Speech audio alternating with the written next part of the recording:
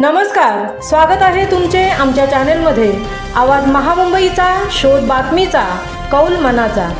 चला तर मग आमचे चॅनल शेअर करा, लाईक करा आणि सबस्क्राइब करा। धन्यवाद। नमस्कार, मी कृष्णा कदम, अध्यक्ष संस्थापक वैद्यकीय मदत कक्ष। मी हा व्हिडिओ शेअर करताना अतिशय आनंद होत आहे की काल बुधवार दिनांक 25 डिसेंबर रोजी आपण आपल्या कार्यकर्त्यांकरता संवाद मेळावा आयोजित केलेला होता। या संवाद मेळाव्यामध्ये महाराष्ट्रातील नामांकित असे वेगवेगळे वक्ते उपस्थित राहून त्यांनी मार्गदर्शन केलेलं होतं। प्रामुख्याने त्यामध्ये केएम हॉस्पिटलचे डीन मनोज तेलकटवार सर, शंभूदेव देवळी, वसंत सुतार, त्याच्यानंतर अंजली साखरे मॅडम, अमिता शर्मा, विनोद साडीलकर, जितेंद्र गुप्ता आणि प्रामुख्यानं धनंजय पवार सर।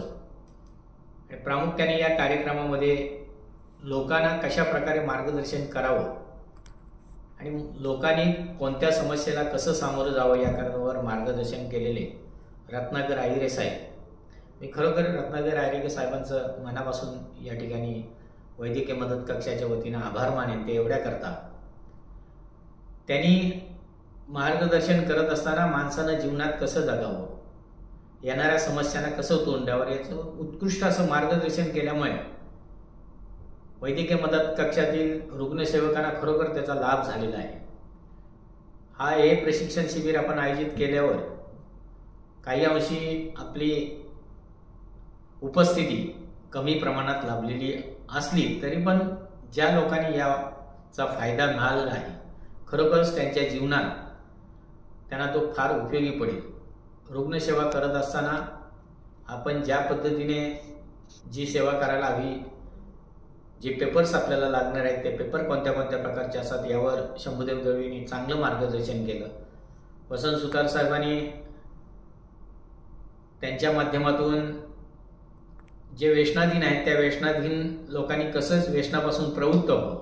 मनोज तेलकटवार सरांनी तर सांगितलं की हॉस्पिटलमध्ये आल्याच्या नंतर पेशंटला ॲडमिशनसाठी ज्या काही त्रास घ्यावा लागतो तो त्रास कशा प्रकारे कमी करता येईल, कोणत्या खिडकीवर कोणतं कसं पेपर काढायचे, ह्या सगळ्या गोष्टी। आणि धनंजय पवार सरांनी तर आपल्या ह्या रुग्णांना कसं बिल माफ करता येईल, कशा प्रकारे त्याची सेवा करता येईल यावर उत्कृष्ट असं मार्गदर्शन त्या लोकांनी केलं। विशेष करून ॲडव्होकेट नेहा वाडकर मॅडम या आपल्या प्रशिक्षण शिबिरामध्ये पहिल्यांदा ग्रुपमध्ये ॲड झाले आणि त्या चॅरिटेबल ट्रस्टमध्ये काम करत आहेत। त्यांनी उत्तम असं मार्गदर्शन केलं। विशेष या ग्रुपमध्ये या प्रशिक्षण शिबिरामध्ये कुसुमकांत पांडे ज्यांची जवळजवळ मुंबईमध्ये 25 ते 30 मेडिकल स्टोर्स आहेत आणि परब सर या दोघांनी त्यांच्या टीमने एक आश्वासन आपल्या वैद्यकीय मदत कक्षाला दिलेलं आहे की आपल्या वैद्यकीय मदत कक्षासाठी ते एक वेगळं मेडिकल स्टोअर आपल्यासाठी उभारणार आहेत। हे खरोखर आपल्या ग्रुपसाठी भाग्यच आहे।